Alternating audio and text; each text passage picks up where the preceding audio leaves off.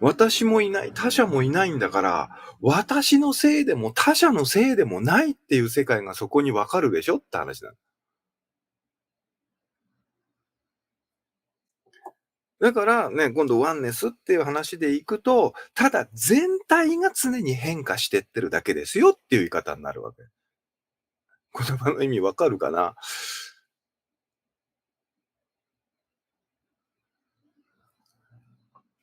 旦那が怒っているのも起きている、仕方ない。そうですよね。怒りって反射反応ですよね。操作じゃないですよね。あずきさんもそうだと思いますけど、旦那さんに対して、私だって怒りたくて怒ってんじゃないわよって怒ることありますよね。旦那さんもそうなんですよ。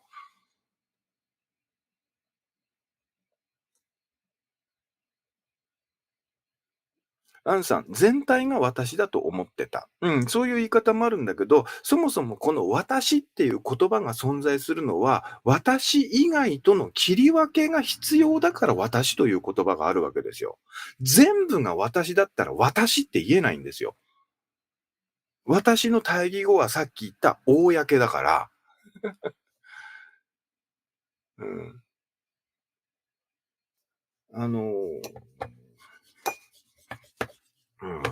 般若心経の中にね、いつも僕が使う一節、恩理一切天道無双ってのは、人は逆転の世界を見ていますよって、真実を逆さまに見ていろんなことを誤認してますよっていうわけよ。で、その中で、ちゃんとそのね、ひっくり返ってない真実の世界をあるがままに見なさいって言っている話になるのね。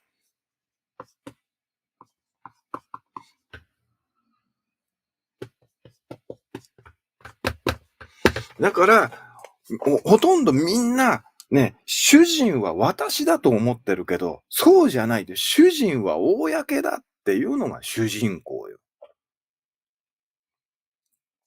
主人史なんて言葉聞いたことないでしょ？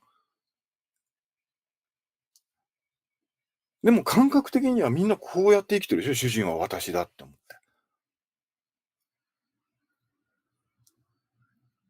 て。ね。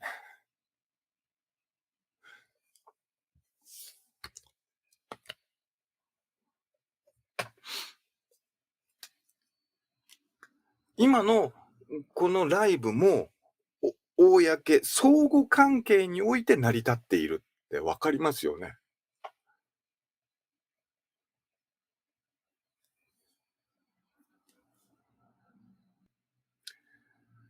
といったところで、1時間になりました。はい。もう基本中の基本、私とは何かっていうことを、ま、今までもね、話してるけど、改めてしました。通じてたらいいな。うーん。だからまず、あの、これ確認したら事実でしょって話なんですよ。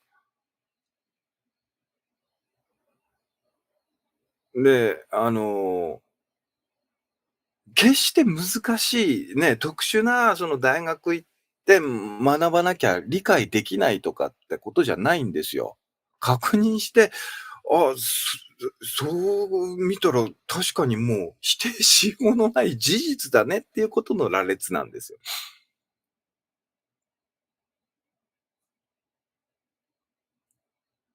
A さん、もしかしてお釈迦様もなんでこんなに言ってるのに、みんな分かってくれないのって最後までぼやいてたのかなって。いや、それ以前です。これ言ったって、人は理解しないって言って伝えようとすらしなかったんです、お釈迦様は。言っても分かんないだろって。で、言ったとこで分かるやつは限られてるよって思ってるんですよ。主女を救おうなんて思ってませんよ、釈迦は。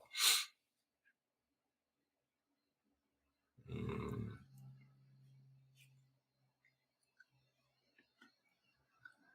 はい。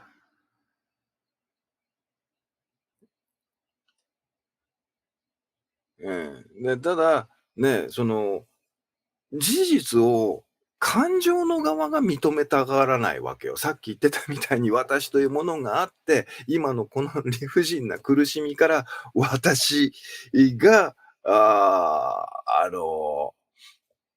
なんだろう、救われたいと思ってるわけだから。ね、それが逆に苦悩を増してるんだよって言ってるんだけども。もうそこにすっかり飲み込まれてしまってなんだよね。うーん。ね、はい。まあ、今度この、人のね、物事の捉え方、考え方にはね、思考で認識する人と、感情で認識する人の違いがあるとかっていうね、ちょっと心理学みたいな、え話が出てくるんだけど、はい。ね、こういう、いや、今話したことは理屈だからさ、物事を理屈で把握することができる人は、ああってなるんだけど、物事を論理を持ち込まずに感情で解釈する人は、この話いくら言っても、う受け入れられないのよ。理屈なんてクソぐらいだっつって。そんなこと言ったって私はいると思ってんだからいるんですよ。ふんみたいなね。いやだからそれでいるから辛いんですよって、いくら説明しても通じねえんだよな。はい。まあ、ここの認識の壁がね。はい。えまあ、どこまで通じたかわかんないけども、はい。これが分かるとさ、ね、生まれ変わりだの、転生だのっていうことが、そもそもね、私っていうものがいる前提で語られてたってことは分かりますよね。前提を間違っちゃうと、その後どれだけ正確に計算を解いていっても、一番最初のね、分解間違えるとさ、展開間違えると、結果間違いしか出てこないじゃない。いかに僕が、今日の話でね、よく聞かれる陰謀論とかに関心が持てないかってのが分かりましたかね？陰謀論人っていうのは、ね、そこに操作しようとしている人がいるっていう感覚で話が進んでいるから、いやいや、そんな主人になれる人いませんよって話で。だからね、陰謀論全然僕には入ってこないんですよ。前提が違うから。ね。操作する人と操作される人がある前提のお話なわけでしょ。だから全部ストーリーなわけよね。はい。え何に関心がありますか？うん、これもなんだろうな、操作した結果じゃないんだよね。皆さんもそうだと思うけど、関心もまた操作じゃないよね。勝手に関心の向くものが、えあの、湧いてさ、ね。で、その関心もさ、ね、ある時はこっちに関心向いて、ある時はこっちに関心向いてって、自分の操作の結果じゃないでしょ？まあまあ、わからなかったという方、アーカイブ見直してみてください。はい。では、また次の配信でお会いいたしましょう。はい、お付き合いありがとうございました。せば